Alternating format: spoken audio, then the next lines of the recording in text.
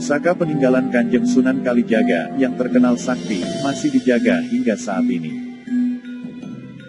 Berbagai peninggalan Sunan Kalijaga, menjadi saksi dirinya saat berdakwah menyebarkan agama Islam di tanah Jawa. Hingga kini pusaka-pusaka yang dikenal sakti ini masih terjaga. Sebelum kita simak videonya sampai selesai, mari berkontribusi membantu perkembangan channel ini, supaya kami selalu bersemangat dalam menyajikan pembahasan tentang sejarah yang ada di seluruh Indonesia ini. Silahkan tekan tombol subscribe dan lonceng supaya selalu mendapatkan notifikasi video berikutnya dari kami. Wali Songo merupakan ulama yang tidak bisa dipisahkan dari penyebaran agama Islam di Nusantara, khususnya di Jawa. Wali Songo, atau juga sebutan untuk wali yang berjumlah 9 ini, mempunyai ciri khas masing-masing dalam menyampaikan dakwahnya. Salah satu yang populer adalah Sunan Kalijaga yang dikenal cerdik dalam berdakwah. Dia memakai wayang kulit dan kesenian lain untuk menarik umat yang saat itu memeluk agama Hindu dan Buddha. Selain itu, Sunan Kalijaga juga dikenal memiliki karomah dan ilmu batin yang tinggi, sehingga banyak peninggalannya yang dianggap sakti.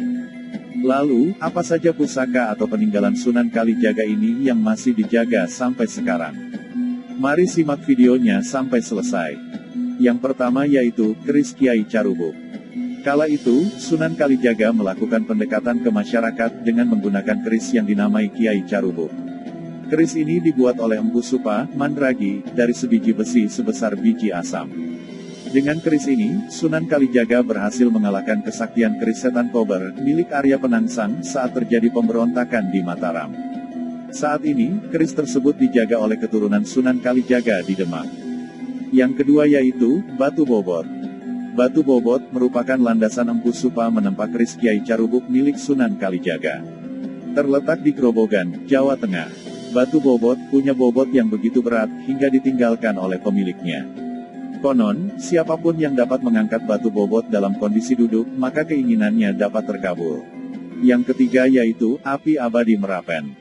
Terletak tidak jauh dari lokasi batu bobot, api abadi Merapen ini, sangat populer hingga menjadi api yang digunakan untuk pesta olahraga terbesar se-Asia Tenggara. Menurut cerita, api yang tidak padam terkena hujan, maupun angin ini, muncul saat Sunan Kalijaga menancapkan tongkat untuk mencari mata air. Bukannya keluar air, yang muncul adalah api, yang hingga kini tidak pernah padam. Yang keempat yaitu, Sumur Jalatunda. Tidak jauh dari makam Sunan Kalijaga di Kadilangu Demak, terdapat sebuah sumber air yang dikenal sebagai Sumur Jalatunda. Sumur yang disebut sebagai Zam-Zam Demak ini, merupakan bekas Sunan Kalijaga meninggalkan jala ketika mencari sumber air untuk wudhu para wali. Konon, air dari sumur ini, dipercaya dapat menyembuhkan berbagai macam penyakit. Dan yang kelima yaitu, Rompi Ontokusumo.